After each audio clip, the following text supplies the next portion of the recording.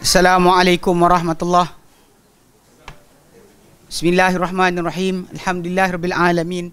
Nahmaduhu wa nasta'inuhu wa nastaghfiruh. Wa na'udzu billahi min shururi anfusina wa min sayyiati a'malina. Man yahdihillahu fala mudhillalah wa man yudlilhu fala hadiyalah. Asyhadu an la ilaha illallah wahdahu la syarikalah wa asyhadu anna Muhammadan abduhu wa rasuluh. Allahumma salli ala Muhammad wa ala ali Muhammad kama sallaita ala Ibrahim wa ala ali Ibrahim wa barik ala Muhammad wa ala ali Muhammad kama barakta ala Ibrahim wa ala ali Ibrahim fil alamin innaka Hamidum Majid. Rabbi shrah li sadri wa yassir li amri wahlul 'uqdatam min lisani yafqahu qawli, amma ba'd. Alhamdulillah, kita bersyukur kepada Allah Subhanahu wa taala kerana kita berkumpul lagi. Insya-Allah malam ni menyambung kelas pengajian kita dan juga malam terakhir untuk sesi kali ini, dan insya-Allah minggu depan cuti kan. Raya. Cuti raya, okey. Insya-Allah. Jadi malam ni insya-Allah kita akan habiskan berkenaan dengan ikhtilaf tanawwu', jenis-jenis ikhtilaf tanawwu'. Yang mana kita kata hari tu ikhtilaf tanawwu' ni berdasar pada apa dikatakan oleh Syekh Islam Taimiyah rahimahullah, ada 4 bentuk. Bentuk yang pertama adalah seorang mufassir itu menyebut tentang sifat atau tentang pengertian bagi satu kalimah atau lafaz yang bukan disebut oleh teman dia. Maksud dia pun berbeza, tapi walaupun kalimah tersebut berlainan, tapi dia memberi kepada maksud yang satu. Contoh diberikan adalah siratal mustaqim, yang mana semua orang menggambarkan dengan berbeza. Ada kata kebenaran, ada kata Islam, ada kata jamaah, ada kata Rasulullah, ada kata Abu Bakar dan Umar, tapi semuanya maksud dia satu. Okey, baik. Kemudian bentuk kedua yang kita ambil itu adalah bahawa menyebut setiap ahli tafsir tadi nama umum. Dia kata daripada nama umum tadi akan unit-unit ataupun juzuk daripada nama umum tersebut. Contoh dia berikan contoh macam apa? An-Na'im dalam surah At-Takatsur, la tus'aluna yawma idzin 'anin na'im. Kamu akan bertanya pada hari berkenaan tentang nikmat. Apakah nikmat tersebut? Nabi sendiri pernah sebut pada para sahabat, pada Abu Bakar dan Umar, bahawa nikmat makan minum yang mereka makan pada satu hari itu, ini Allah Ta'ala akan tanya hari kiamat nanti. Tapi dalam masa yang sama, perkara-perkara lain seperti peringanan syariat, penghapusan dosa, apa sajalah yang Allah Ta'ala berikan sebagai sebagai tanda kenikmatan Allah Ta'ala kepada kita, ia dikira sebagai sama. So jadi Quran sebut satu kalimah, tapi nama umum tadi di bawahnya disebut dalam tafsir akan contoh-contoh bagi perkara tersebut. Okey, baik. Hari ini kita masuk pada tajuk ketiga dan keempat, insya-Allah kita cuba habiskan malam ni. Baik, an-naw'u tsalitsu, bentuk yang ketiga adalah an yakun lafzu muhtamilan li amrain, bahawa menjadi lafaz tu dia berkebarangkalian dua perkara. Dia dua perkara kat sini. Dia berkebarangkalian dua perkara. Pertama, imma li annahu mushtarakun fil lughati. Sama ada ia adalah dikongsi dalam bahasa. Maksudnya orang Arab memang gunakan lafaz tersebut untuk ini, untuk ini, untuk ini. Mana kalimah tu dipakai untuk berbagai maksud. Kalimah tu dipakai untuk berbagai maksud. Memang orang Arab pakai kalimah tu mushtarak dia panggil. Okey? Mushtarak. Au li annahu mutawati'un, ataupun dia mutawati'. Mutawati' ni maksud dia bertepatan dengan maksud. Maksud dia kalau kita lafazkan ini betul, ini pun betul. Yang tadi memang dikongsi, tapi yang ini bukan. Yang mutawati' ini nanti dia beri contoh dalam masalah dhamir. Dhamir tu boleh balik kepada insan, boleh balik kepada Allah Ta'ala, boleh balik kepada sekian-sekian. Jadi dia bertepatan dengan mana-mana satu apa yang disebutkan dalam ayat berkenaan. Boleh balik pada banyak pengertian. Berbeza dengan mushtarak. Mushtarak satu kalimah tapi dikongsi maksud dia oleh banyak pengertian. Mana kalimah tu memang orang Arab faham, boleh kata ini, boleh kata ini. Macam dia kata ain lah, ain. Ain boleh ain mata. Boleh jadi ain tu apa? Mata air. Mata air betul. Kan tempat manbaul ma'. Boleh jadi ain tu tadilah mata-mata. Ya ini apa? Pespai.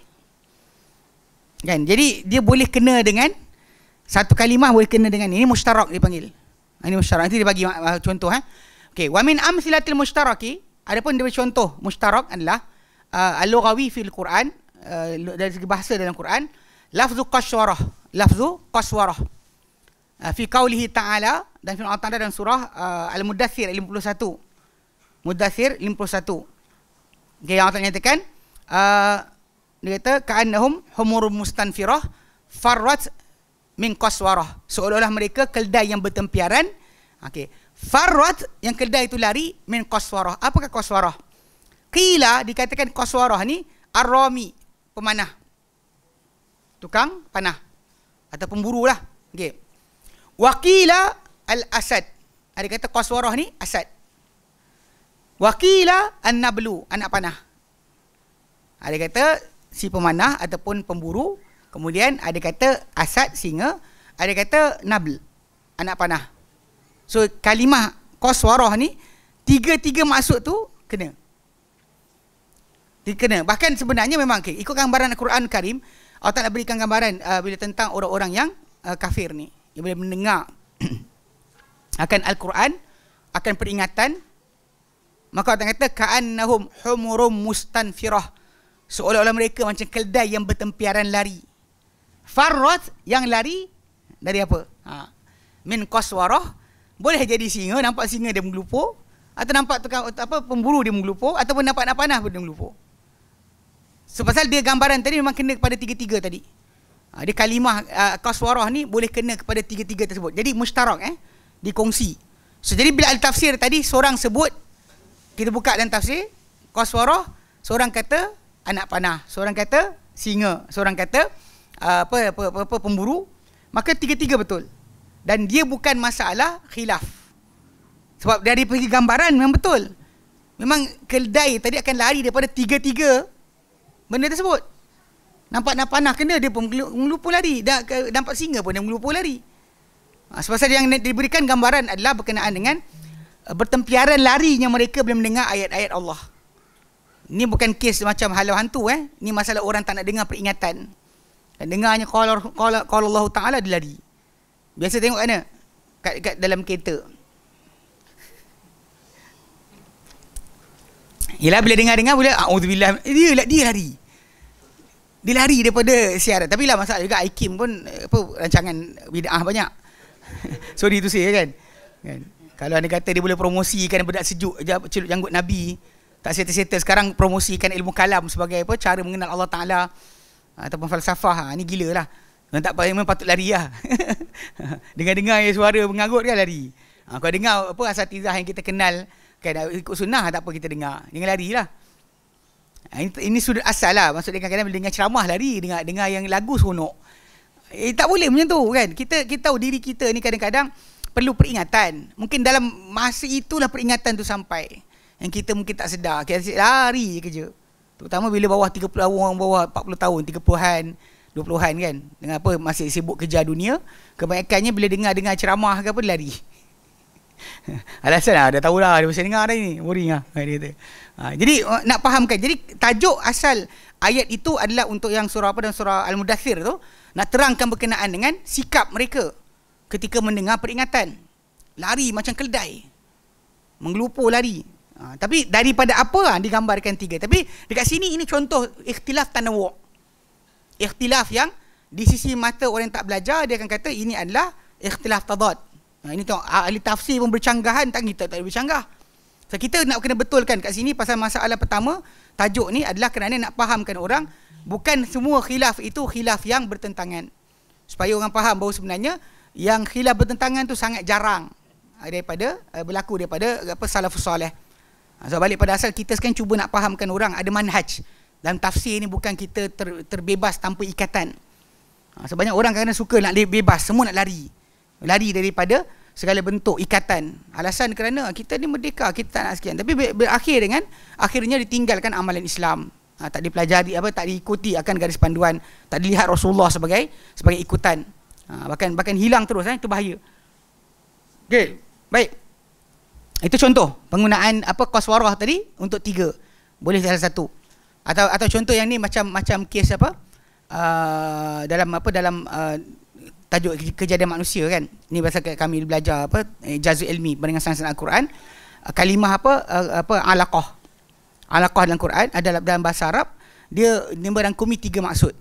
Satu, darah beku yang pekat. Kedua, lintah. Ketiga, sesuatu yang melekat atau bergantung, bergayut. Sebenarnya benda tu memang serupa dengan janin tapi bukan sepanjang tempoh. Dia adalah di antara 14 ke 21 sahaja.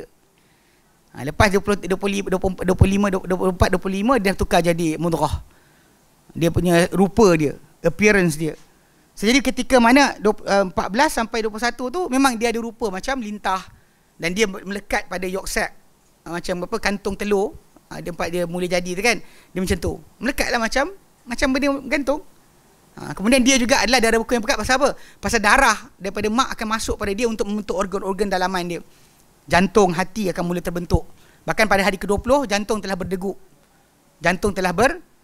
Tapi degupan itu macam sel-sel kita lah. Dia panggil hayat nabatiyah.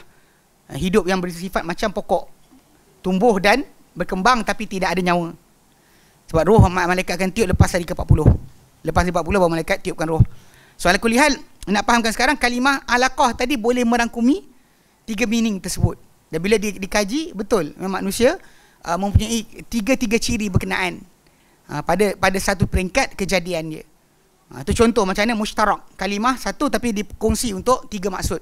Okey, contoh lain dia kata wa min ahrufihi alwaridati fil qur'ani, dan di antara bentuk dia, okey, atau lafaz dia yang datang, bentuk mushtarak ni yang datang dalam Quran, lafzu as'asa. Lafaz as'asa. As'asa bermaksud dengan, dia ada maksud, 2 maksud yang kita terangkan. Contoh dalam firman Allah Ta'ala dalam Quran dalam surah At-Takwir ayat 17. Allah Ta'ala nyatakan wal laili idza as'asa, dan demi malam apabila ia as'asa. As'asa maksud dia datang, as'asa maksud dia pergi. Dua betul. Wal laili idza as'as, as'asu boleh maksud datang, maksud pergi. Pasal memang orang Arab gunakan kalimah as'asa tu datang dan pergi. Datang pun dia, pergi pun dia. Macam dalam kalimah raghiba lah. Raghiba fi raghibaan. Raghiba boleh maksud suka, raghiba maksud benci, tak suka. Cuma beza dia huruf jar. Kalau kita guna huruf jar dengan betul, kita nampak maksud dia. Tapi kalau tidak, dia kata dia kalau tak kerti, orang tak tahu pun kita tak tahu. Kalimah tu digunakan untuk 2 maksud. Suka atau benci. Contoh macam raghibtu fi hadha, saya suka pada benda ni, atau raghibtu an hadha, saya tak suka benda ni. Kalimah dia sama, raghiba. Walaupun dalam konsep apa disebut marghub, mesti benda yang disukai. Sebab kita gunakan targhib atau tarhib kan, kita galakkan orang, kita gemarkan orang pada satu perkara, kita panggil targhib. Daripada raghiba. Tapi dalam maksud raghiba tu boleh bertukar menjadi maksud dengan maksud tak suka. Itu contoh. Jadi as'asa dekat sini. Wal laili idza as'asa, demi malam bila dia as'asa. So dia datang ke dia pergi? Allah Ta'ala sumpah dengan malam bila datang atau pergi. Dua-dua benda tu adalah hebat dan dahsyat. So malam ni datang pergi dia tidak dikawal oleh siapa kecuali Allah Subhanahu Wa Ta'ala.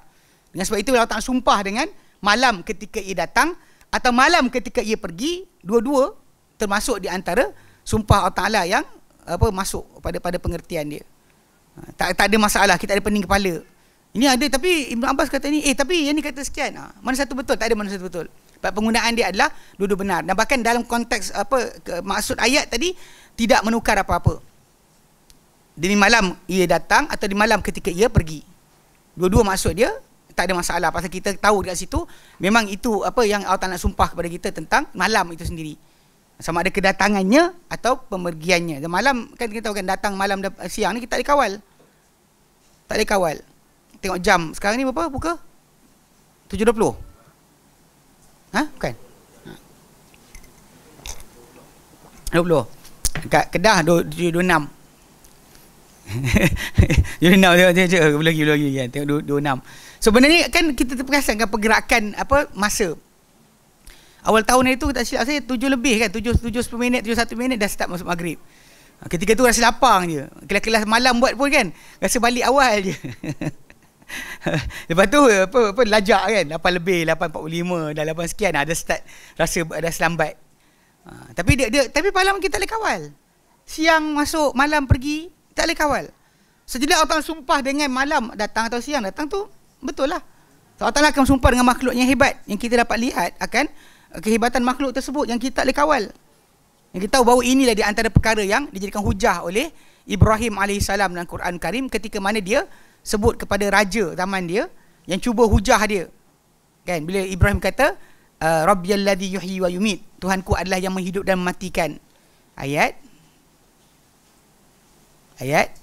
255, 256, 257, 258, 259. 260. 260. Kan 260 kan? Wa idh qala 255, 256, 258. 258. Kan? Bukan? 25 surah ayat kursi. 256 la ikrah fiddin. 257 apa Allah waliyul ladzina amanu kan? 258 lah. Betul? Al-Baqarah. 258. Yang Ibrahim alaihissalam kan dia kata alam tara ilal ladzi haja Ibrahim fi rabbih. Kau tak lihat kepada orang yang hujah Ibrahim tentang Tuhannya. An atahu Allahu mulka, dia hujah sebab dia diberikan oleh Allah Taala kuasa. Kan? Bila Ibrahim kata qala rabbi alladhi yuhyi wa yumiit, Ibrahim kata Tuhan aku yang hidup dan mematikan. Qala ana uhyi wa umiit, aku pun hidup dan mematikan. Kan dia ambil dua orang, dia bunuh seorang, dia biar seorang hidup. Uhyi wa umiit, kan? Lepas tu Ibrahim kata qala Ibrahimu fa inna Allah ya'ti bisyamsi minal masyriqi fa'ti biha minal maghrib. Allah datangkan matahari daripada timur. Kalau kau Tuhan, datangkan dari barat. Fabuhital ladzi kafar, terdiamlah semua orang kafir ketika itu. Ini yang kita kata nak fahamkan. Jadi benda ni besar lah. Sebelum Allah kata tentang malam bila ia datang atau siang ke, ia adalah di antara benda yang besar. Di sisi kehidupan kita sebenarnya benda besar. So Allah Ta'ala boleh sumpah dengan mana satu yang dia nak. Okay? Ini contoh bagi kalimah mushtarak. Dalam Quran, mushtarak. Kalau kita belajar dalam tafsir, dalam usul fiqh, kalimah ni biasa dibincangkan lah. Pasal dia akan jadi sudut perbezaan pendapat di sisi ahli tafsir. Bila ahli fiqh, bila mana kalimah berkenaan mengangkumi dua maksud atau lebih. Dia akan macam maksud ini boleh, maksud ini pun boleh. Dia akan ada. Okey. Kemudian amsilatul mutawati. Perumpamaan contoh-contoh bagi yang mutawati, yang bertepatan. Dia kata apa? Dia kata yashmulul mutawatiu, menangkumi dia banyak antaranya macam kalimah rajul. Saya rajul, dia rajul, awak rajul. So mar'ah, orang ni semua mar'ah. Disebut Malaysia. Berapa ramai orang? Ramai kan? 30 juta kot. Kan? Itu ya Malaysia atau Malaysia kan. So maksud dia mutawatir satu kalimah yang boleh kena banyak. Boleh kena banyak, okey. Antara bentuk dia selain itu adalah dhamir. Antara dhamir. Okey, di antaranya adalah dhamir. Okey. Dia kata allazi yahtamilu auduhu ila syai'ain. Yang dhamir ni yang berkebaran kalian yuhtamalu auduhu ila syai'ain, dianggarkan atau dirasakan kembali dia kepada dua perkara. Okey. Demikian juga wasmul ajnas. Yang tadi lelaki, perempuan, isim jenis lah. Okey. Pelajar, guru, apa lagi kan? Okey. Kal fajri, seperti contoh fajar. Wal asri dan asar. Okey. Asar, fajar. Kan fajar boleh masuk fajar, banyak maksud diterangkan. Ini kita tunjuk contoh kita nak faham. Asar. Contoh juga kan? Asar waktu hari ni ke, asar semalam ke, asar kisah ketika Nabi SAW kata jangan solat asar kecuali di Bani Quraizah ke, asar mana? Okey. Wal awsaf, dan juga sifat-sifat allati yashtariku fiha akthar min wahid. Dan sifat-sifat yang berkongsi padanya, pada sifat-sifat tadi, lebih daripada satu. Kalau khunnas, macam khunnas tu, yang kita kata yang datang menyuruh dan pergi, lembu liar pun dia, kijang pun dia, bintang pun dia. Kan? Mana disebut tentang khunnas tu boleh salah satu di antara benda berkenaan. So bila disebut oleh ahli tafsir salah satu maksud tadi, maka dia tak salah lah. Dia bukan bertentangan, bahkan dia adalah mutawati', bertepatan. Ya. Wan nazi'at. Khunnas dan nazi'at. Nazi'at dia macam dalam surah Nazi'at yang disebut bahawa ia adalah malaikat. Ada kata dia malaikat yang mencabut nyawa, ada kata dia adalah nazi'at selain daripada malaikat. Sekejap. Khundas tadilah lembu liar tadi, atau kijang yang keluar masuk-masuk, atau bintang datang pergi. An-nazi'at sekejap. Satunya malaikat lah yang cabut nyawa dengan cepat, atau cabut nyawa dengan lambat, dengan perlahan-lahan. Okey. Kalau yang tafsir Ibn Katsir sekejap siapa punya tu? Okey, ada malaikat, ada kata jiwa orang kafir ketika dicabut atau direntap. Ada kata kematian, cara kematian yang cepat atau lambat. Ada kata bintang yang laju, bintang yang perlahan, kedipan dia. Okey, ada kata angin. Okey, semua ni ni kadang-kadang kita jumpa bila orang yang tak faham, dia tak tahu tentang ada kalimah tu mushtarak, dia akan kata benda ni percanggahan. Sedangkan pada asas dia sini. Kalau kita tahu an-nazi'at tu apa? Malaikat ke, angin ke, ataupun macam asar. Tak tahu asar mana, fajar mana. Sebenarnya tak ada masalah. Bila Allah Ta'ala sumpah dengan nama-nama tersebut, makhluk dia, ia sebenarnya tak menjadi masalah. Bagi kita yang penting lepas sumpah. Sebab sumpah ni untuk emphasize, untuk menegaskan. Macam tu kita jumpa orang, dia jumpa kita, demi Allah. Kita macam, apa? Demi Allah. Demi Allah. Demi Allah menciptakan langit dan bumi. Demi Allah Ta'ala menurunkan hujan. Demi Allah. Lepas tu kita kata, apa? Faham tak? Pasal kalimah apa panggil sumpah ni, dia untuk menegaskan pernyataan. Bukannya datang untuk tersendiri tanpa sebab. Macam orang bersumpah, demi Allah saya betul, demi Allah saya tak tipu, demi Allah, faham tak? Dia demi Allah apa benda.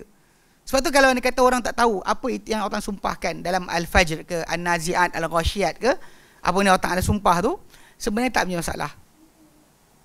Ini kena faham.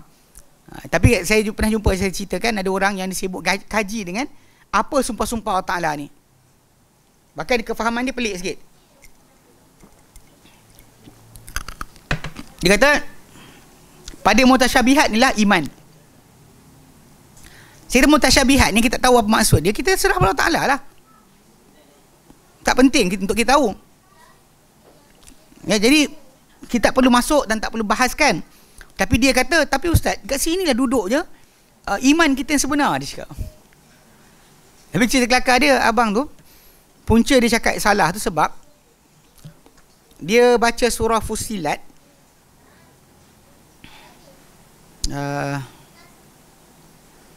ayat yang ke bukan kan, Az-Zumar 23. Dia baca ayat tu, dia kata Allahu nazzala ahsanal hadith kitaban mutasyabiha mathaniya. Dia kata Allah yang turunkan ahsanal hadith, sebaik-baik cerita. Itu Quran lah. Kitaban mutasyabiha, kitab yang mutasyabiha. Tu mutasyabihat ustaz. Mathaniya, yang diulang-ulang. Taksyairu minhu juludul ladhi nasyawna rabbahum, yang akan bergementar kerananya kulit orang yang takutkan Tuhan mereka. Thumma talinu juluduhum quluhum la dzikrillah, kemudian akan melembut, menjadi lembut hati mereka dan kulit mereka kepada mengingati Allah Ta'ala. Dia ayat 23 tu lah.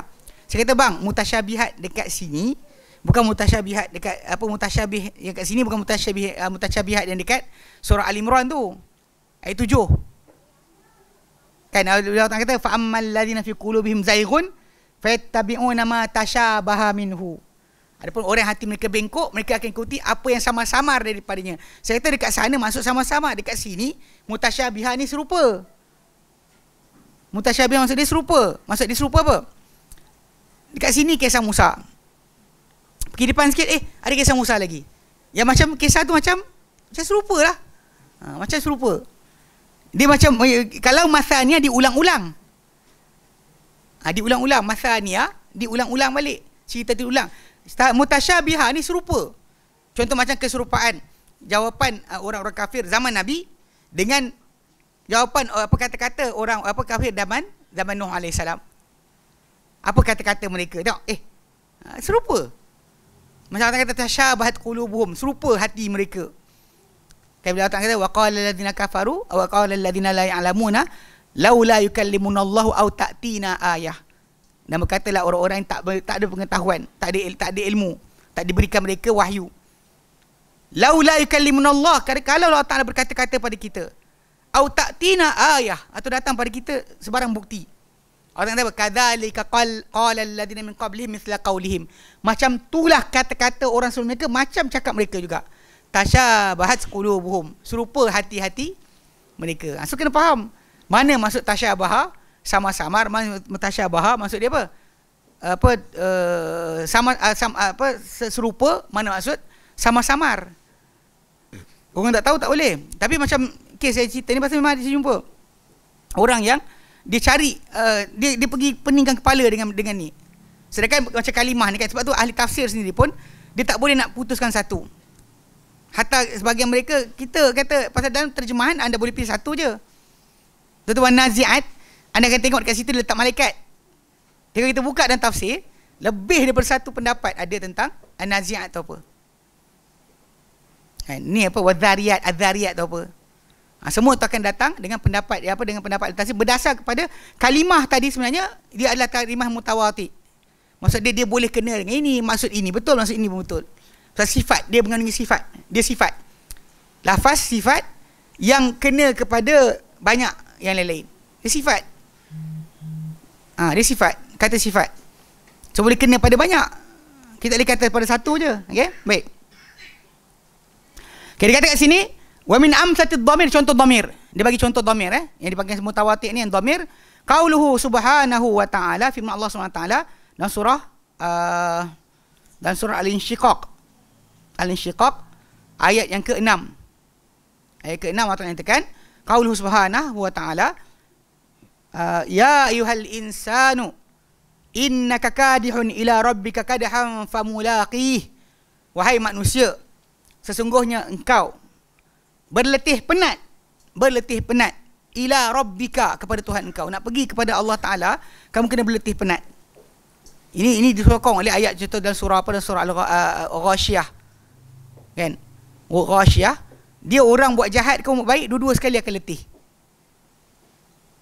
Kan bila Allah nyatakan tentang orang yang masuk neraka, apa, amilatun nasibah, beramal dan juga letih. Dia bukan masuk neraka tanpa amal, dia masuk neraka pun dengan amal, dengan perbuatan dia. Okey. Kemudian dia yang masuk syurga juga, ujuh lisa'iha radiyah. Yang masuk syurga pun kerana usahanya, kerjanya yang diredai. Radiyah dengan maksud mardiyah. Kan, lisa'iha radiyah. So basically dekat situ memang dua-dua kena kerja. Masuk neraka ke masuk syurga, awak kena kerja. Tak boleh kata tak ada kerja dan tiba-tiba masuk. Mesti ada benda yang awak buat untuk Allah Ta'ala kalau masuk syurga, dengan apa, rahmat Allah Ta'ala, kerana Allah Ta'ala lihat kepada amal yang anda buat.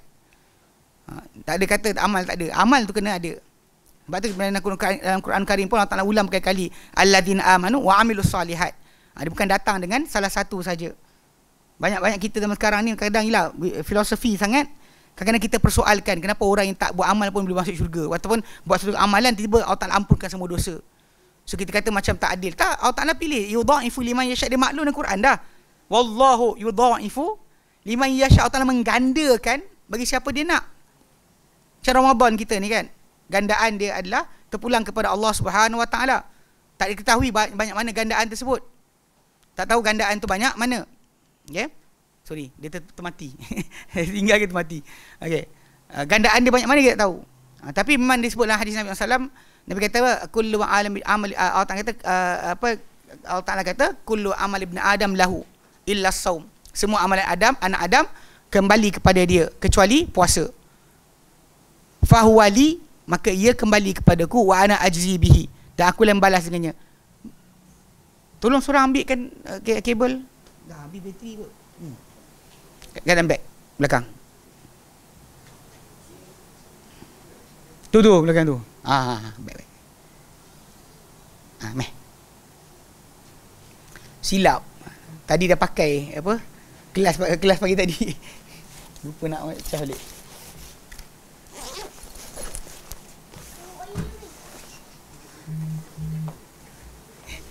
Dia pun sama juga. Kejap sabar. Nah.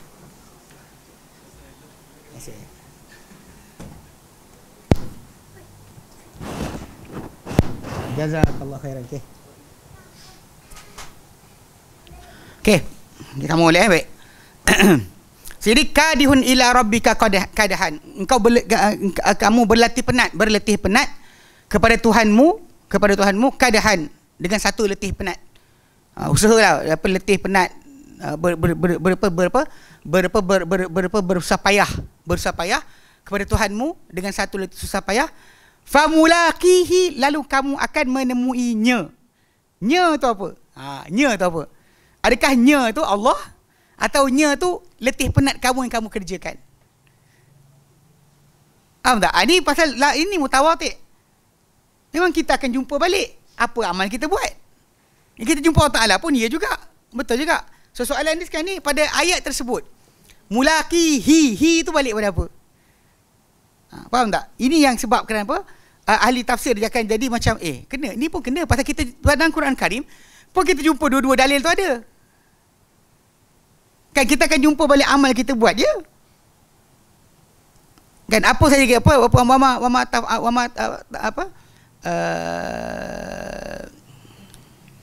wa ma tuqaddimu li anfusikum min khairin tajiduhu indallah. Apa kamu buat daripada kebaikan, kan, dia kata kamu kemukakan daripada kebaikan, tajiduhu indallah, kamu akan dapati benda tu depan Allah Taala nanti. Jumpa balik. Sebab saya tak ada benda yang kita buat ni tak jumpa balik. Dia kata faman ya'mal mithqala dzarratin khairan yarah wa man ya'mal mithqala dzarratin syarran yarah. Betul lah. Betul juga maksud itu tak salah. Ni kita kata mutawatir, dia bertepatan dengan kedua-dua maksud tadi. Bukan dikata kat sini pasal balik pada asal pada sudut kedua-dua tadi, pertemuan dengan Allah Taala atau pertemuan dengan amal kita buat, dua-dua bahaya. Dua-dua benda bahaya yang menyusahkan kita. Kita kan la haula wala quwata illa billah, nak buat apa ni, kan? Dalam surah Al-Kahfi, kan, wa wudi al-kitab, akan letakkan kitab itu pada hari kiamat nanti. Fataral mujrimin musyfiqin mimma fi, dan kau akan lihat orang-orang yang membuat kesalahan rasa lemah dengan apa yang ada dalam kitab mereka. Wa yaquluna, dan mereka berkata, ya wailatana, dan celakalah kita, ma li hadzal kitab, apakah dengan kitab ini, la yughadiru saghiratan wala kabiratan illa ahsaha, tak ada tinggalkan benda kecil besar kecuali semua catatkan balik. Wajadu ma amilu hadira, mereka dapati apa mereka buat depan mereka hadir, nampak depan tu kecil besar, kan? Ya celakalah kita, apa hal kitab ini tinggal kecil, tak kita benda besar kecuali semua sekali tulis, semua ada tulis. Wajadu ma amilu hadira, mereka dapati apa mereka buat di dunia ni semua hadir balik depan mata mereka. Wala yazlimu rabbuka ahada, takkan menzalimi Tuhanmu siapa pun. Al-Kahfi ayat 49.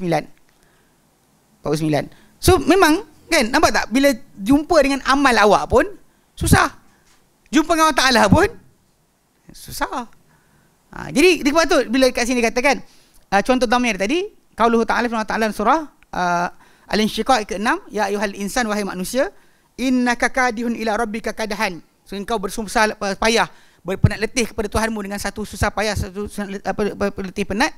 Famulaqihi, maka engkau bertemunya. Lalu bertemu dengan nya tu. Hi tu apa? Siapa hi tu? Fadhamiru fi qawlihi famulaqihi, maka dhamir dalam firman Allah Taala, lalu engkau bertemu dengannya, yahtamilu auduhu ilal kadhi wa ila rabbi. Dia berkebaran kalian kembali dia kepada letih penat, juga kembali kepada Rabb. Boleh dua-dua sekali, mana satu? Okay, tapi dua-dua benda berkenaan kita panggil apa? Pasal kalimah ha tu kan, dua-dua tadi balik pada boleh balik pada Allah, boleh balik pada benda berkenaan. Cuma pada kefahaman, dua-dua kita akan susah, dua-dua kita akan berletih penat, ataupun kita dua-dua mungkin kalau anda kata kebaikan, maka dua-dua kita akan seronok. Kan kita buat amal yang baik, letih penat kita untuk kebaikan, kita akan seronoklah jumpa amal tadi atau jumpa dengan Allah. Kalau kita buat benda tak seronok, dan dua-dua kita tak suka juga. Jumpa Allah Ta'ala pun kita takut, jumpa amalan kita pun kita tak nak, kalau boleh. Kan, ya laitaha kanatil qadiyah. Kan bila nampak kitab, kan, di kitab kita, orang yang lihat kitab dia nanti ke akhirat, dia akan kata ya laitaha kanatil qadiyah. Kan, dia kata alangkah dia kematian tu, itu penamat bagi segala-galanya. Kalau tengok amal dia buat, alamak, kan, habis. Itu masalah dia. So dua-dua balik. So ini dhamir, ini contoh dhamir. Okey. Kemudian wa min amslati asma'il ajnas. Okey, daripada contoh nama-nama jenis. Asma' ajnas, jenis macam disebutlah laki sekian sebagainya. Siang, malam, sungai, laut, okay. Dia kata al-khilaful waqi'i, dia kata al-khilaful waqi'u fi tafsiril fajri. Percanggahan yang terjadi dalam tafsiran tentang al-fajr. Bila Allah Ta'ala sebut dalam surah Al-Fajr, wal fajr.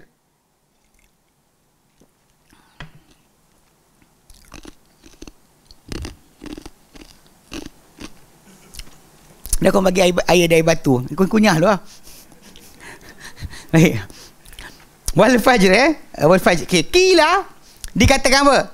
Fi qauli ta'ala wal fajr demi fajar. Okey, fajar kata apa? Qila dikatakan amun fi kulli fajrin, dia umum pada semua fajar. Fajar hari ni ke esok ke, fajar mana-mana hari. Okey. Wa qila dikatakan awal fajrin fi Dzulhijjati, awal fajar pada Dzulhijjah. Wa qila awal fajrin min ayyamis sanah, awal fajar pada awal hari-hari setahun. Awal fajar pada hari setahun. Kan fajar ada dua kan, fajar shadiq, fajar kadzib. Awal fajar pada jadi fajar ni boleh banyak. Bahkan ada kata wal fajr ni dia kata hari yang hari ke-10 Zulhijjah. 10 Zulhijjah. Lailin ash 10 hari awal. Wasyaf'i wal watr hari yang genap, hari yang ganjil. Genap hari 10 Zulhijjah, ganjil hari Arafah. So banyak kan kita kata dari segi masalah pengertian tadi diorang bercanggah sebab itu. Tapi pasal balik pada asal Allah Taala bersumpah sebenarnya kalau kita baca kat situ tentang waktu ibadat. Wal fajri walayalin ash wasyaf'i wal watr. Kan itu yang Allah Taala sebenarnya firmankan. Allah Taala sumpah dengan masa atau waktu ibadat. Waktu yang besar di mana digandakan ganjaran pahala atau dibesarkan hari tersebut untuk ibadat. Maka Allah Taala sumpah dengan hari tersebut. Tapi which one is it? Tak ada masalah. Balik pada asal kita tahu fajar mana. Tak perlulah kita duk sibuk pening kepala kat situ. Sebab apa dia punya sumpah tu ada jawapan lepas dari tu. Hal fi dzalika qasamul lidhi hijr. Adakah tiada untuk pada waktu-waktu berkenaan sumpah bagi orang yang punya akal. Siapa ada akal tak nak fikir ke? Itu yang Subhanahu Wa Taala. Lepas tu Allah Taala pindahkan tajuk tentang tentang kaum Ad. So jadi maksud dia untuk peringatan. Jadi masalah sumpah tadi kita tak tahu mana saja tak apa. Hatta asar pun wal asri tu sebenarnya kalau kita buka dalam terjemahan tulis demi masa lah kan. Sebenarnya kalau kita buka tafsir tak ada para ulama ahli tafsir kata wal asri demi waktu asar. Sebab waktu asar di sisi mereka adalah salatul wusta. Salatul wusta yang dalam Quran Karim dalam surah Al-Baqarah ayat yang ke-238 239.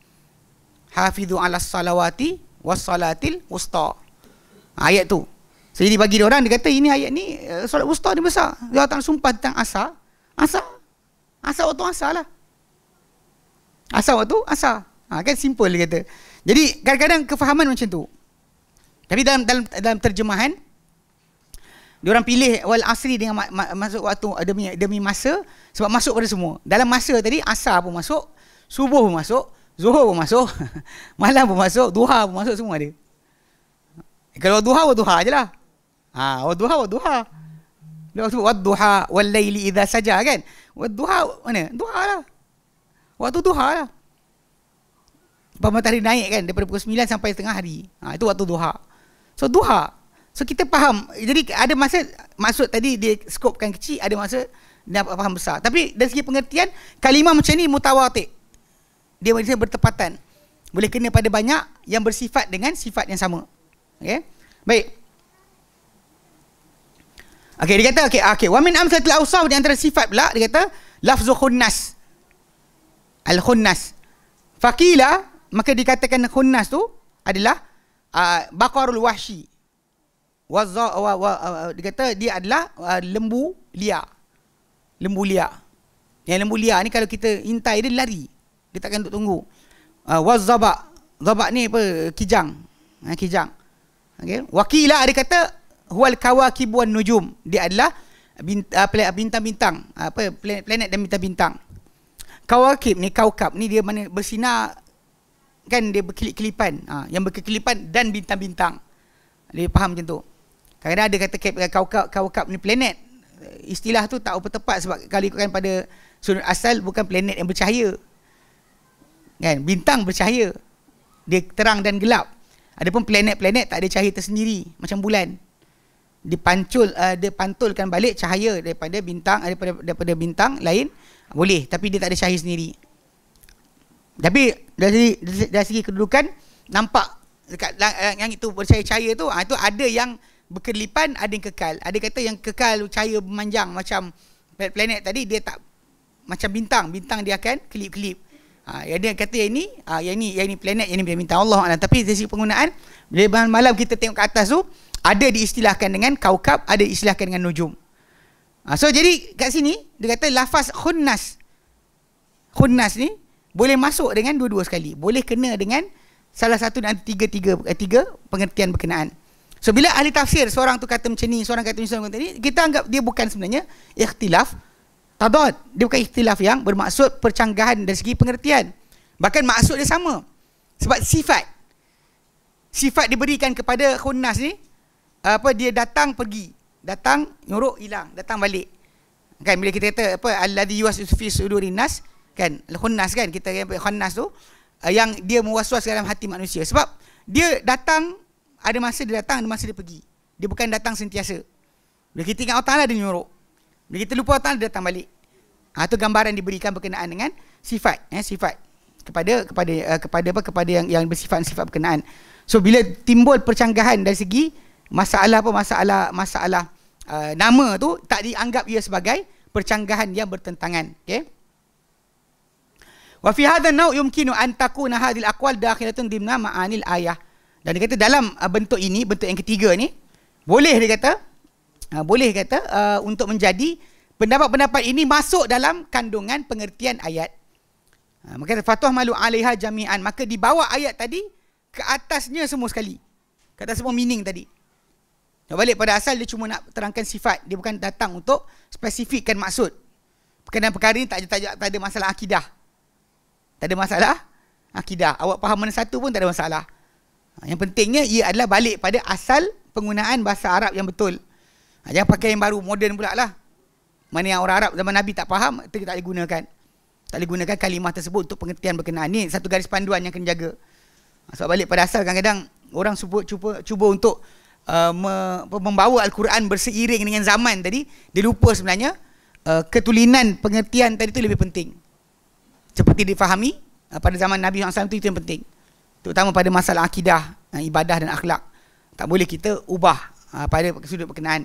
Adapun pada yang lain tadi, kita kata kita tak faham, ataupun contoh macam naim tu kan, nikmat mana, zaman kita nikmat banyak benda Allah Ta'ala berikan, ni baru ni pula dibuka lapang kan, makai mask tidak lagi dimestikan di kawasan lapang.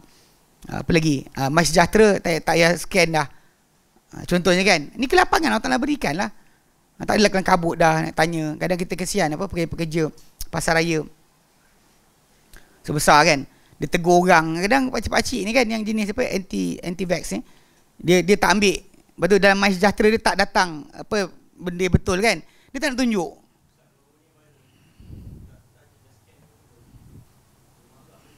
Tu pakcik tu, kalau jumpa saya terkajang.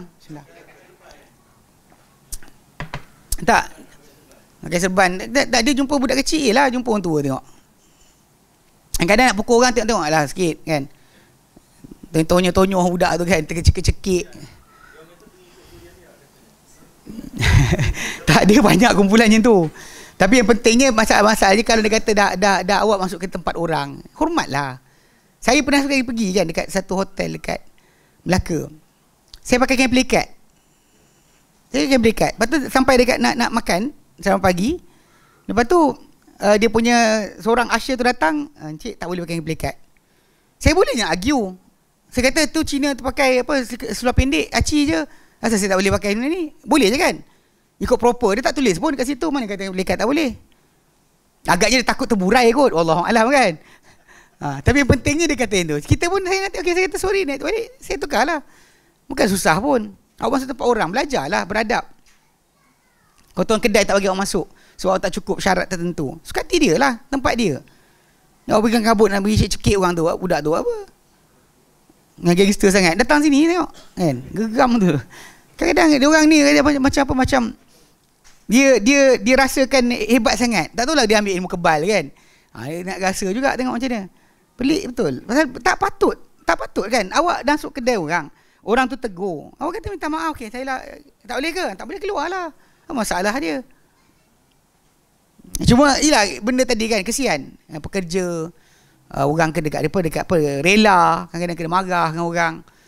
Jadi bila benda ni dilapangkan, naim juga ni. Naim juga. Balik kampung kan. Semua benda-benda ni adalah kenikmatan Allah berikan. Tapi ala kuliah yang mana ada kes berkaitan akidah, ini tak boleh. Tak boleh kita faham kecuali apa yang salah faham saja. Adapun pada sudut yang ini ya, kita open. Kefahaman tadi, lebih-lebih lagi kalau anda kata memang difahami dalam bahasa Arab macam tu pada zaman itu. Bukan baru lagi pengertian tu faham. Sebab kita pernah sebut kan, dalam bahasa Arab ni kadang-kadang timbul istilah baru yang baru difahami sekarang. Ataupun baru lagi diketahui tidak pernah ada pada orang Arab kefahaman sedemikian. Contoh macam istawa jadi istaula kan. Tak ada. Lepas tu Al-Azhari kitab Tahzibul Lughah dia betulkan balik. Dia kata tak betul. Tak difahami oleh orang Arab macam tu. Istawa, istaula tu tak pernah ada. Unknown pada orang Arab istilah tersebut. Jadi bila orang tu cuba pakai, dia masalah. Walaupun dia kata dengan syair Arab. Kita tanya penyair tu siapa? Penyair tu zaman jahiliah ke? Kalau zaman jahiliah, zaman awal Islam betul. Sebab bahasa tulen lagi. Tapi lepas zaman Bani Umayyah dan sebagainya, tak boleh lah. Dia bahasa dah rosak. Pada zaman Ali bin Abi Talib sendiri pun, memerintah, mana tahun 40 Hijrah tu, dah rosak dah.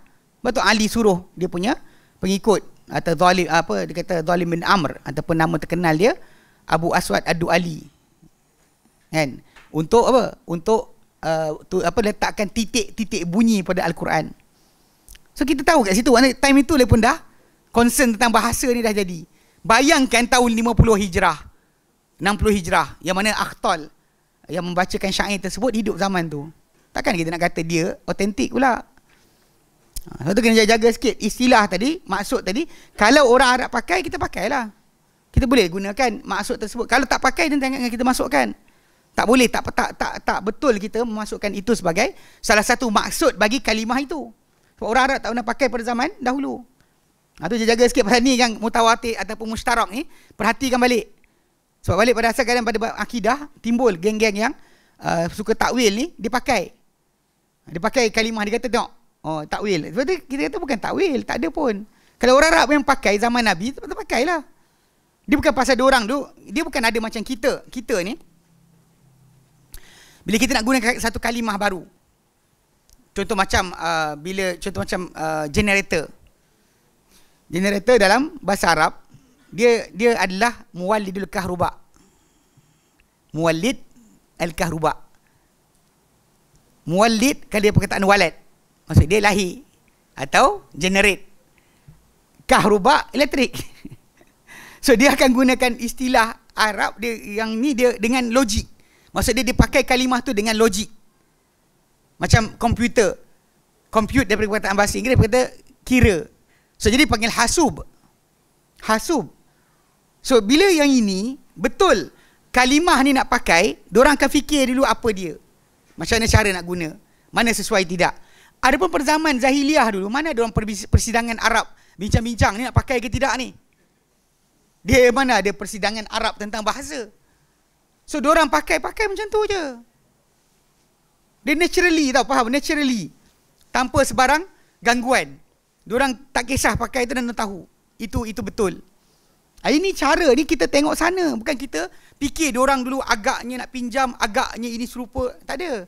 Tapi dalam kes bahasa Arab, sekarang saya perhatikan, ada istilah tadi. Dia cuba nak reasoning. Kenapa kalimah ni pakai macam ni? Adakah pasal maksud dia gini-gini, maka dipinjamkan. Orang ada tak pinjam-pinjam. Macam tu.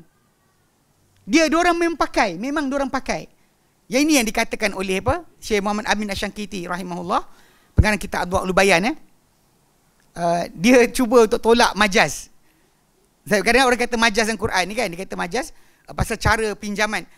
Kita buat, memang kita pinjam. Kalau kita buat dan kita guna, memang kita terpaksa fikir mana sesuai kalimah nak pakai. Macam kita buat syair, kita sendiri kita boleh pakai, gunakan fikir macam mana kalimah yang sesuai. Tetapi orang Arab zaman dulu tak buat macam tu. Diorang pakai macam tu, memang macam tu diorang pakai sejak asal. Tak ada dikira sebagai persidangan, perbincangan. Tak ada. Pakai ni boleh pakai tak? Kan pasal ikut zaman kita sekarang ni kan, bila kita guna satu kalimah dalam bahasa tadi, sesuai atau tidak, kita kena bincang. Betul tak guna kalimah tu di sini atau di situ? Tapi dalam bahasa orang Arab zaman dulu mana ada perbincangan. Dia pakai lah. Orang cakap apa? Cuma badui tu bercakap macam tu. Kau salah bahasa cakap bahasa Arab. Dia kata pahal. Kan? Arab Badui tadi dia kisah apa? Dia cakap dengan kabilah-kabilah dia je. So kadang ni kena perhatikan balik bahasa Arab ni. Dalam tafsir terutamanya, ni kena tengok balik. Sebab kadang ada orang kadang salah faham pasal naturally semua bahasa akan berkembang. Nak ke tak nak, dia akan bertukar kepada penggunaan baru yang mungkin tak pernah pakai dulu. Macam apa? Babi. B-A-B-I sebagai sangat. Ada apa? Dia asalnya sedap gila. Sedap kan? Sedap sungguh kan? Kuat sikit, sedap gila. Lepas tu tambah lagi sedap gila babi. Dia gila babi lah. Faham tak? Dia punya istilah tadi sama sekarang dia macam dah okey. Penggunaan ni, kalau kita bincang 50 tahun lepas kat atuk nenek kita, kita faham dia cakap ni. Apa kau bilang ini? Dia cakap itu lah, ikut bahasa orang lah. Zaman tu kan kau bilang kan. Tengok cerita Piramli lama kan. Macam ibu mertuaku kan. Kau tak suka aku, dia kata siap kan. Cara dia cakap tu kan. Jadi kalau kita perhatikan balik, memang ada perkembangan bahasa tak boleh kita elak. Cuma kat sini yang kita kata ketulinan Arab tadi, bahasa Arab tadi, ada part yang kita kena jaga. Terutama apabila berkaitan dengan masalah akidah dan sebagainya, tak boleh kita kembangkan lebih daripada batasan. Macam tangan ke kan, kita tukar kepada maksud lain. Ini masalah. Pasal kes tangan macam kes bila kita kata basuh tangan. Kita pergi agaknya, kita jumpa ada orang sebut sujud dalam bahasa Arab, sujud lah. Masjid, kita faham masjid. Datang dia kata ustaz. Masjid bukan masjid ustaz. Masjid adalah ketundukan agama. Ketundukan kepada agama. Jadi dia nak nafikan solat. Ni cerita geng-geng lah, geng-geng tak nak solat ni. Dia nak nafikan solat, tapi tak nak cakap direct. Maka dia nafikan Isra Mi'raj. Tapi bila nafi Isra Mi'raj, dia ada masalah. Sebab kat situ kan apa? Allah kata subhanalladzi asra bi'abdihi lailan minal masjidil haram ilal masjidil aqsa alladzi barakna haulah. Maksud Tuhan yang memperjalankan hamba-Nya pada waktu malam daripada Masjidil Haram ke Masjidil Aqsa yang akan berkati sekitarnya. Siapa kata Isra Mi'raj tak jadi, dia kafir. Confirm kafir. Quran kata ada, dia kata tak ada. So, cara terbaik untuk dinafikan solat tu wujud, sebab perintah wajib solat datang pada malam Isra Mi'raj. So, nafikanlah. Kita try nafi lah. Dia try dia kata, ketundukan agama. Masjid bukan maksud tu ustaz. Lepas tu saya pun jahat. Saya buka surah Taubah. Allah Ta'ala kata, inna ya ayyuhallazina amanu innamal musyrikuna najasun. Sehingga orang musyrik tak ada najis. Mana kotoran, segi akidah dia rosak. Okay. Pasal ni kes lepas daripada umat Islam takluk Mekah, mereka tak dibenarkan tahun berikutnya bagi orang-orang kafir untuk masuk tanah haram. Kenapa? Kadang-kadang orang bukan Islam kan persoalkan kenapa mereka tak boleh masuk Mekah kecuali jadi Muslim. Pasal perintah Tuhan dalam ayat At-Taubah 28. Dan Allah Ta'ala kata innamal musyrikuna najasun wa musyrikan najis fala yaqrabul masjidil haram ba'da amihim hadha. Jangan mereka dekat Masjidil Haram lepas tahun mereka ni. Sampai Allah Ta'ala sebut pula wa in khiftum ailatan, kalau kamu takut miskin. Sebab orang kafir bawa barang dagangan daripada Syam, daripada Yaman yang tak Islam lagi kan, bawa barang dagangan. So kalau awak tak bagi dia masuk, awak jaga macam mana? Allah Ta'ala jawab wa in khiftum ailatan, kalau kamu bimbang akan kemiskinan, takut apa-apa, fasawfa yughnikumullahu min fadlihi insya'a, Allah Ta'ala pasti kayakan kamu dengan kelebihannya kau dia kendaki. Jangan bimbang, jangan takut benda tu. Jadi kalau kita perhati kat situ kan, dengan jelas pemasaran masjid, saya kata dengan dia, abang, habis ni jangan kamu dekati kepatuhan agama. Terjemah saya tengok dia gagau. Saya kata sini masjid tu bukan semestinya masjid. Bukit boleh juga bermaksud dengan sekian. Saya kata terjemahlah.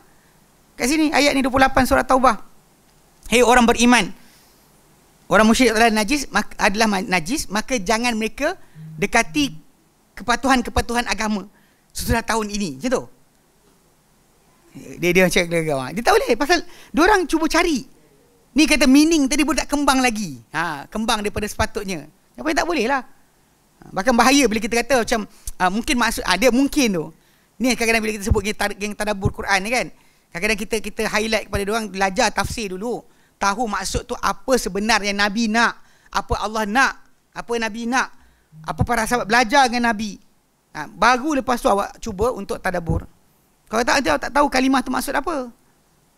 Macam mana awak nak tahu, nak aplikasi pada hidup awak. Nak kata kita kena buat macam ni, kita kena amal macam ni, tapi awak tak tahu maksud ayat tu macam mana. Lepas tu faham dahulu maksud dia. Terjemahan tak cukup. Terjemahan tidak cukup. Dan dalam konsep ni juga, kita kena jadi macam mana para sahabat lah belajar. Ada orang kata habis tu nak kena belajar. Habis tu para sahabat tak belajar ke? Tiba-tiba pandai. Dengan ceramah 2-3 kali dia pandai, alhamdulillah. Awak bukan tak ada masa nak belajar. Kan masa tengok drama ada. Drama Korea lah, drama Netflix, semua ada masa. Tapi tiba-tiba tak tentang masa untuk belajar tak ada. Lepas tu bila kita tekankan suruh belajar tafsir, semua jadi macam kelang kabut. Alamak, susah lah pula. Habis tu saya kena belajar lah ke? Habis tu kan wa innamal ilmu bita'allumi, ilmu hanya dengan belajar. Kalau tak belajar apa tahu nak beramal macam mana? Pelik betul. Tahulah. Payah kan. Tak apa dicari tu. Baik. Okay, dia kata wa yumkinu, tapi dalam masa yang sama, wa yumkinu an yakuna ahduha rajiha. Boleh kepada kalian juga salah satu di antara yang banyak-banyak tadi yang paling kuat. Fa yakunu huwal mukhtaru. Maka ia jadi yang terpilih. Wa ma adahu fa marjuh, dan apa selainnya ia adalah kurang kuat. Tetapi ingat, tarjihan tadi mesti berdasar kepada sandaran yang lain. Ada sandaran berkenaan dengan athar ke yang lebih kuat ataupun lebih sahih ke. Jadi kat situ kita akan sandarkan untuk kalimah mana yang patut kita gunakan. Okey, baik. Wa nau'ur rabi'u, bentuk yang keempat yang terakhir adalah ayyu'abbira al-mufassiruna 'anil ma'na bi alfazil mutakaribatin. Bahawa menggambarkan ahli-ahli tafsir tentang satu kalimah ayat Quran tu dengan lafaz-lafaz yang hampir-hampir seerti. Maksud dia sama. Kan? Macam kalau nak tangkap, cekuk, apa lagi? Kurung. kita guna kalimah samalah. Maksud tu bukan sama aje. Kita nak kalimah mana satu? Sebab dalam bahasa memang kadang-kadang ada kalimah satu perkara boleh gambarkan dengan banyak. Contohnya macam kita bincang tu masalah apa? Pedang kan, kuda dalam bahasa Arab. Yang kata pedang ada 100 nama kot dalam bahasa Arab. Ada nama banyak kan, kita terbuat tu dua je kan, batar. Kan batar dengan saif. Kita ambil dua kalimah tadi. Atau muhannad. Tiga, kita ambil tiga tu. Sebenarnya banyak lagi kalimah-kalimah macam kuda kan, itu hisan, faras, apa lagi? Khail. Itu sebahagian tu, banyak lagi. Kalau buka kamu banyak gila. Unta, ibil, naqah. Semua Jamal, yang nama tu dia banyak. Terutama benda-benda dalam masyarakat Arab dia hebat. Atau dalam hidupan mereka tu banyak ada apa tindakan apa hubungan dengan benda tersebut, dia akan banyak kalimah.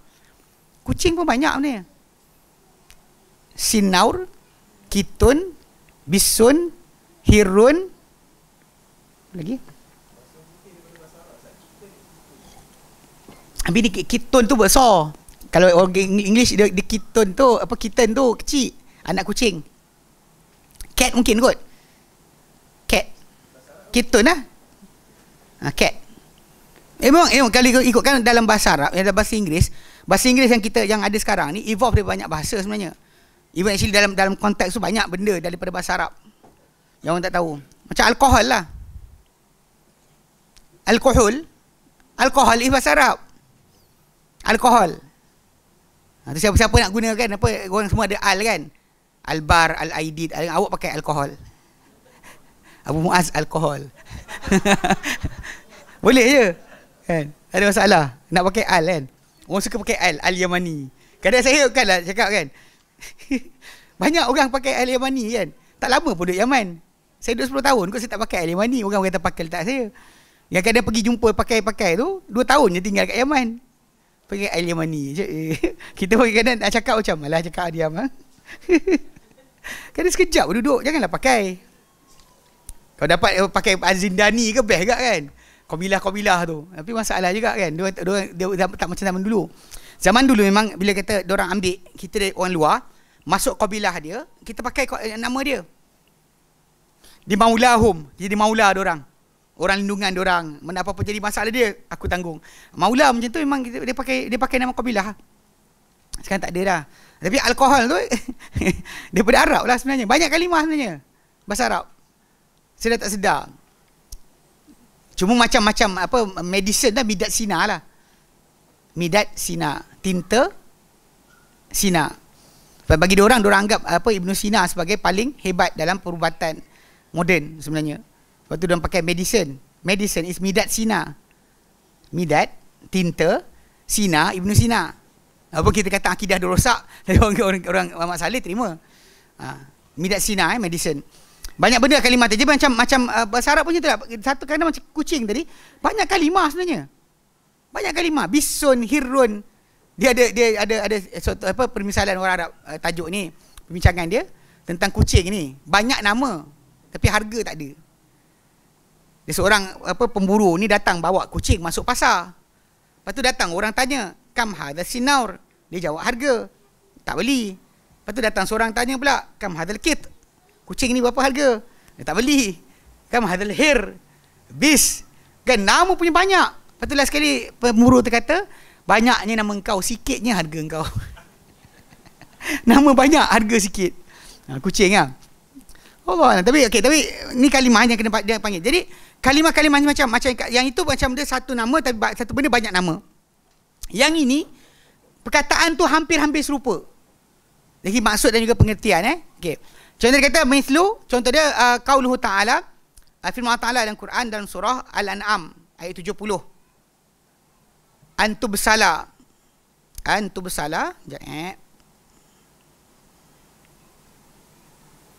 Ayat penuh dia. Tapi lah maksud dia dikurung, tapi tak sedap pula baca itu je.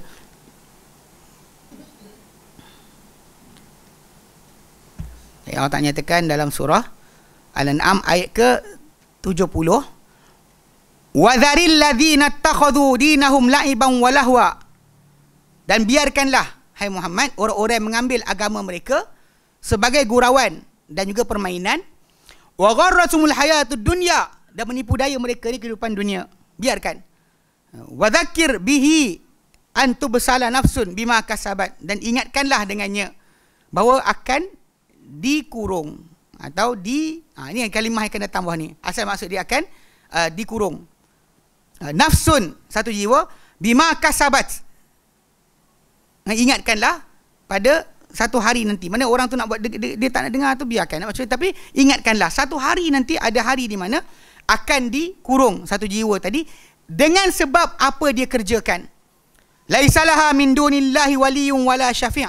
Tiada untuknya selain dari Allah Ta'ala sebarang pelindung, tidak juga sebarang pemberi syafaat. Wa in ta'dil kulla adlin. Kalau dia tebus dengan segala tebusan, dia nak bayar dengan apa bayaran sekalipun, la yu'khadh minha, takkan diambil daripada jiwa tersebut. Ulaikal ladzina, itulah orang-orang yang ubsilu bima kasabu, dikurung mereka dengan sebab apa mereka kerjakan. Lahum syarabun min hamimin, untuk mereka ada minuman daripada air yang amat panas, macam tembaga panas. Wa adzabun alimun, dan ada azab yang pedih. Bima kanu yakfur, dengan apa mereka dahulu kufurkan. So, jadi basala kan, absala kan, absala tu maksud dikurung.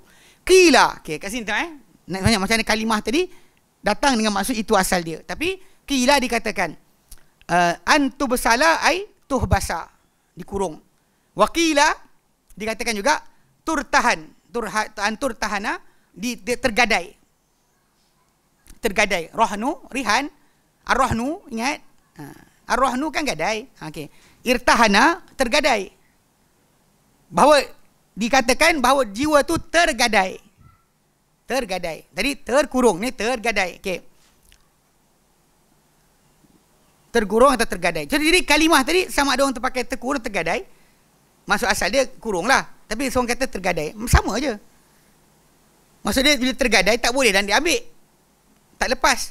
Kurung pun tak lepas. Nampak tak? Jadi kalimah tadi seerti. Bila sesuatu benda tu terkurung, awak tak boleh ambil dah. Tak boleh pakai. Okey, macam apa harta anda yang disita, tak boleh ambil. tergadai di sisi orang yang terima gadaian. Selagi tak tebus balik, tak boleh. Kat sini Allah Ta'ala cerita balik, tak cuba tebus apa pun takkan diterima tebusan. Cuba tebus dengan berapa bayaran sekalipun takkan diambil. Itu yang fahamkan berkenaan masalah kalimah tadi. Okay, boleh pakai A atau B. Tetapi percanggahan tadi adalah masalah gambaran yang diberikan. Maksud dia adalah sebenarnya hampir sama.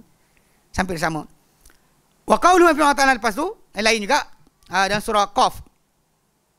Berkenaan dengan penciptaan langit dan bumi atau penjagaan langit dan bumi. Allah kata, wa ma massana min lughub. Dan tak kena kepada kami sebarang lughub, keletihan. Keletihan.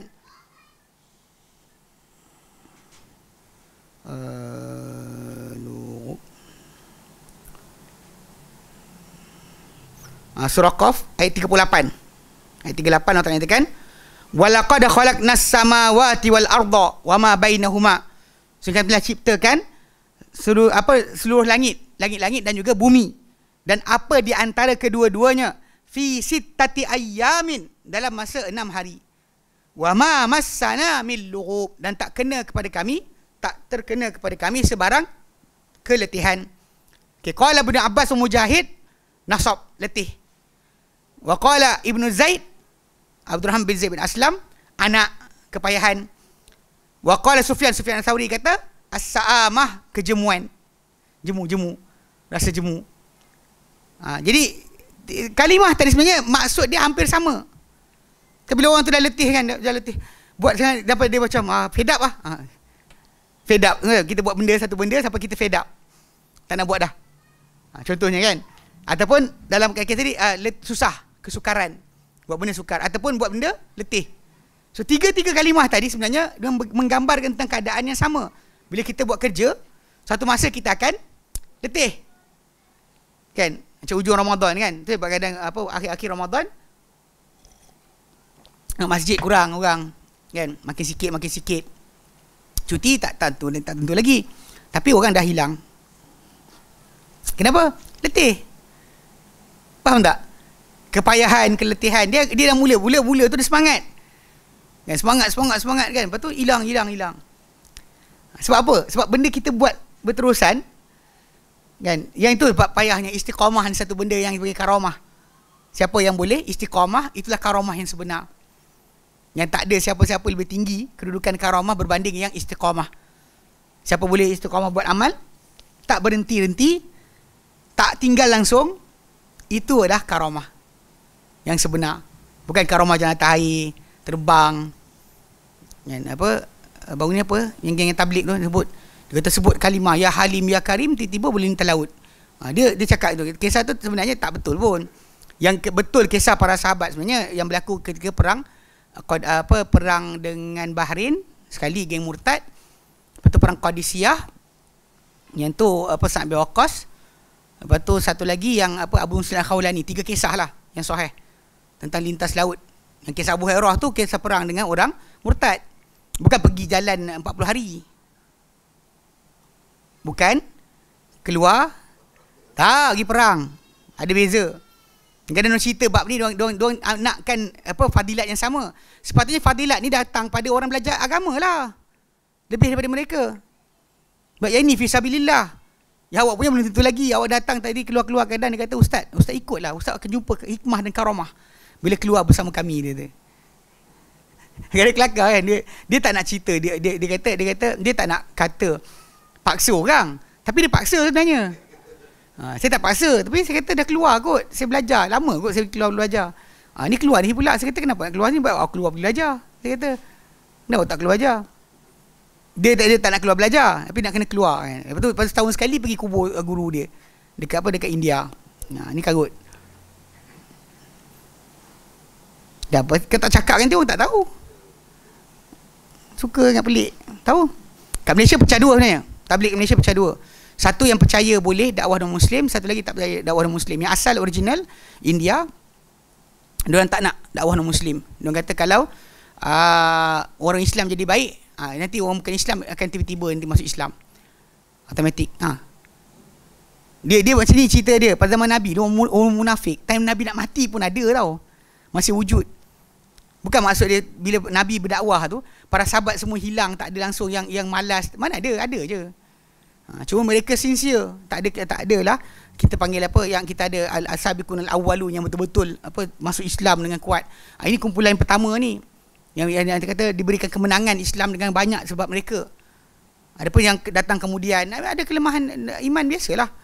Dan kalau takkan Nabi pernah kata aku nak apa hampir-hampir aku nak suruh seorang jadi imam, aku nak pergi berapa orang ambil kayu bakar rumah orang tak datang masjid. Soalan, maksud dia ada tak yang tak datang? Adalah, relax lah. Ini kata kalau semua kita datang masjid takkan jadi macam ni dah. Semua akan baik. Ini first part ni kumpulan yang dekat belah India, diorang tak percaya dakwah non-Muslim. Bahkan tak galakkan. Bahkan sebab tu diorang boleh pergi mana-mana saja. Pergi Europe, pergi mana sekian kan. Dibuka pintu seluas-luasnya sebab tu.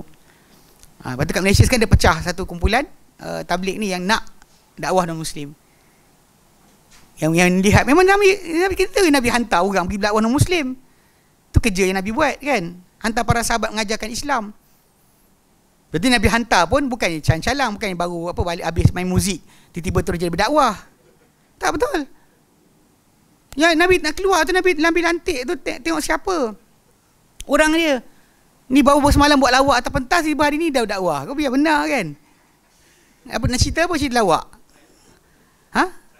Tak tahu.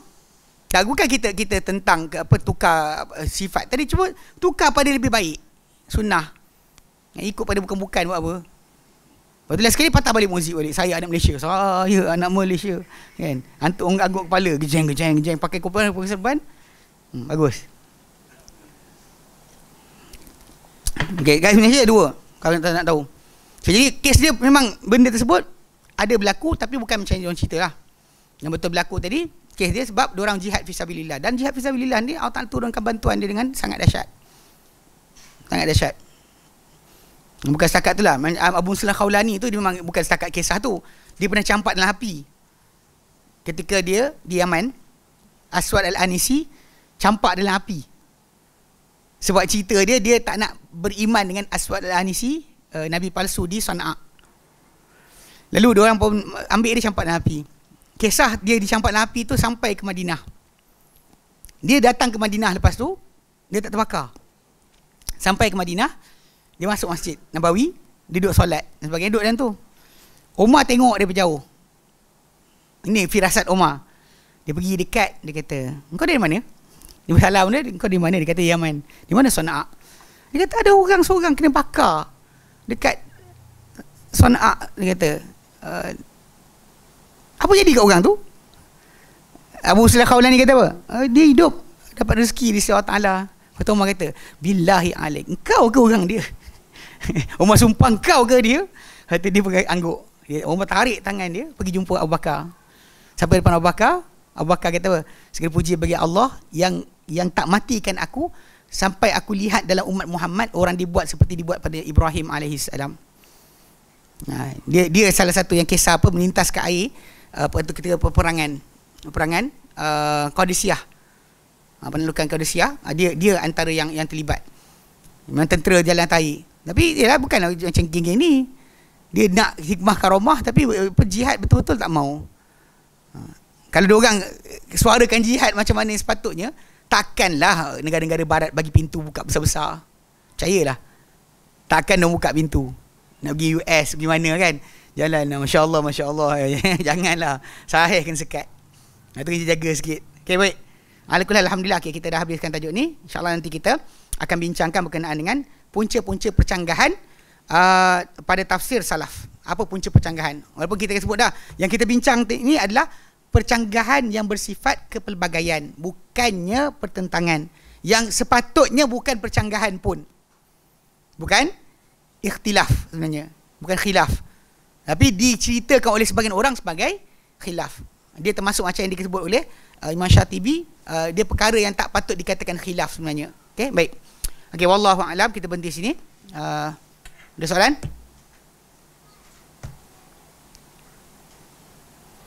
Besok insya-Allah kita kebetulan kita fiqh muyassar kita akan masuk solatul Aid. Insya-Allah kita akan sebut sekali lah berkenaan dengan adab-adab hari raya. Tak dirancang awal tapi insya-Allah kita akan bincang besok Baik. Okey, soalan? Ya.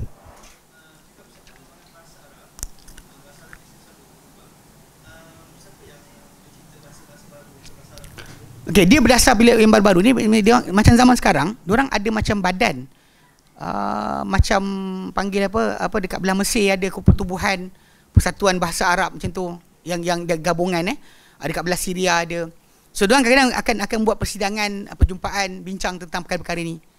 Tapi macam saya sebutkan lah, benda ni ikut kepada asalnya, dia bukanlah panggil apa, ialah benda lama tu yang kita kejar, yang baru ni kadang tak catch up pun. Istilah ketenteraan macam-macam, kalau nak pakai kan, takkan nak pakai bom, nanti musuh tahu sebab kumpulah. Kalau roket sebab soruh. So this type of penggunaan tadi, benda zaman Nabi tak ada. Awak kena pakai benda barulah, peralatan-peralatan baru, istilah-istilah sains yang baru. Bitcoin dia. Ya betul. Itu sama juga. Tapi benda tersebut diorang kita panggil apa, ikut kepada negara kadang istilah tu dipakai oleh media massa dan akhirnya terus dipakai. Tapi kadang-kadang benda tak ada istilah tepat. Dia akan berkembang balik. Okey. Wallahu a'lam. Wa sallallahu ala Muhammadin wa sallam. Alhamdulillahirabbil alamin. Subhanallah anta astaghfiruka wa atubu ilaik. Assalamualaikum warahmatullahi wabarakatuh.